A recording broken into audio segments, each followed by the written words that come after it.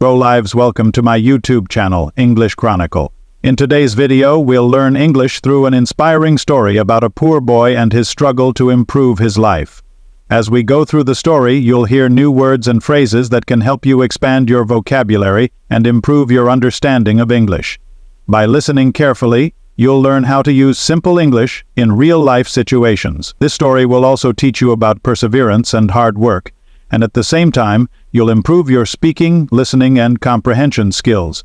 So, let's dive into the story and learn English in a fun and meaningful way. Once upon a time, in a small dusty village, surrounded by mountains and fields, there lived a boy named Arif. He was just 12 years old, but already faced more hardship than many adults in the village. Arif lived in a modest, crumbling house with his mother, who worked tirelessly every day.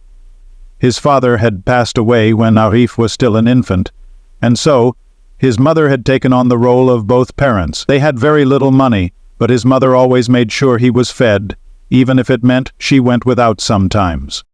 Arif loved his mother dearly and tried to help her as much as he could. Despite his age, he worked in the fields after school, carrying baskets of vegetables, fixing fences, or sometimes just running errands for the neighbors. Every morning, before the sun had fully risen, his mother would wake him up with a smile and say, "Come, my son. Today we work together."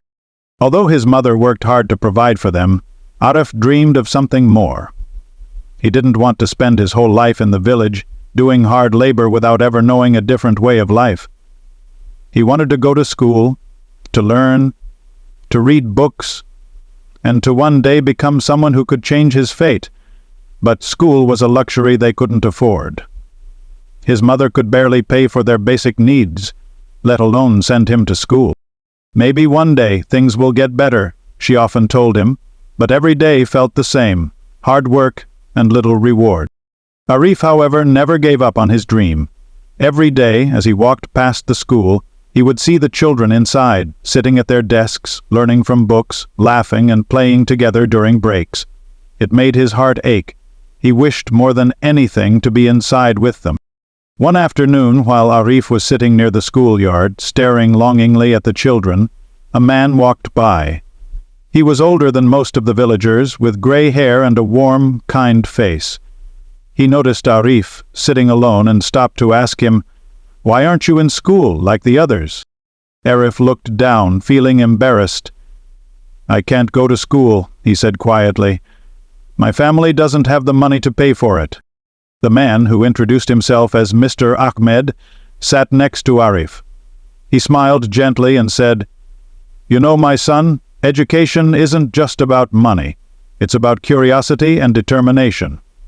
I can teach you things you won't learn in school, and you can learn with me." Arif looked up, surprised. "You can teach me?" he asked. Mr. Ahmed nodded. "I may not be a teacher in the school, but I know things that can help you live a better life. If you're willing to learn, I can show you how." Arif's heart leapt with hope. "What can you teach me?" "Many things," said Mr. Ahmed. "How to fix things with your hands, how to solve problems, and most importantly, how to think for yourself. I will teach you the skills that will allow you to build a better future, even without a formal education." Arif agreed eagerly, and every afternoon after his work in the fields was done, he would meet Mr. Ahmed. At first, they started with small tasks. Mr. Ahmed taught him how to fix broken tools, how to mend fences, and how to build things out of wood. As time passed, Mr. Ahmed's lessons grew more complex. He taught Arif how to read and write simple words, how to think creatively about problems. Arif quickly realized that learning wasn't just about reading books. It was about understanding the world around him and finding ways to make it better. One day, while they were fixing a broken cart together, Mr. Ahmed said, "Arif, you've learned a lot, but there is something important you must understand. The people in this village work hard, but they don't know how to make their work pay off. You can't just work for money. You must learn how to make money work for you." Arif was confused. "What do you mean, make money work for me?" Mr. Ahmed smiled. "Think of it this way. If you keep working for money, you will always need to work. But if you learn to invest your time and skills, you can create opportunities that bring money to you, even when you're not working. Arif began to understand. Mr. Ahmed explained that many people in the village were stuck because they only knew how to work for a paycheck. But Arif could be different. He could learn how to use his skills to build something that would bring in money without having to work all the time. Arif continued to help his mother, but he also started using the lessons he learned from Mr. Ahmed to help others in the village.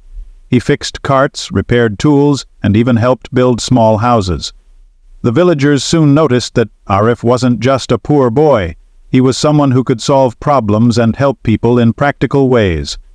Slowly, Arif began to earn a little money of his own. One day, a farmer in the village asked Arif, "How did you learn all these skills? Where did you go to school?"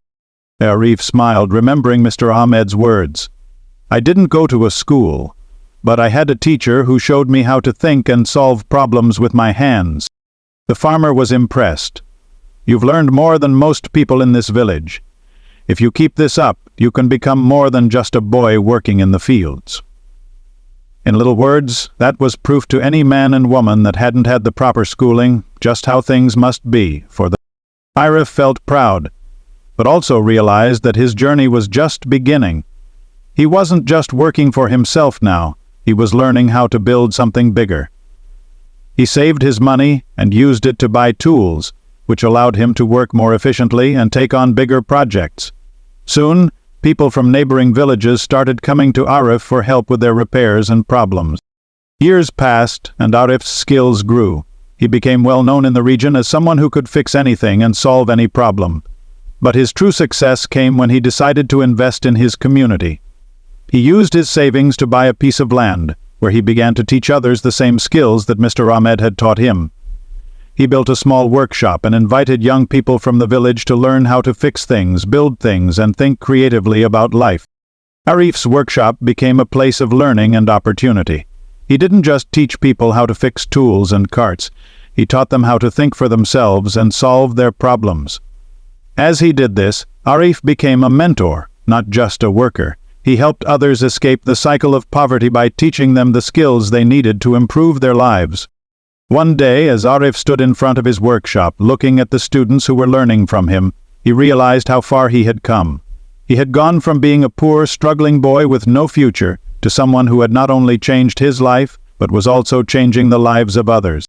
He had learned that success wasn't just about money, it was about how you used what you had to create opportunities for yourself and others. Arif's journey was one of hardship, but it was also one of learning, growth, and helping others. He had learned that with determination, creativity, and the willingness to learn, anyone could overcome their struggles and create a better future. Thank you for watching this video on English Chronicle. I hope the story helped you improve your English and inspired you to keep learning. If you found this video helpful, please support us by subscribing to the channel. Don't forget to like, share, and comment with any questions or thoughts you have. Your support helps us continue creating more content to help you on your English learning journey. See you in the next video.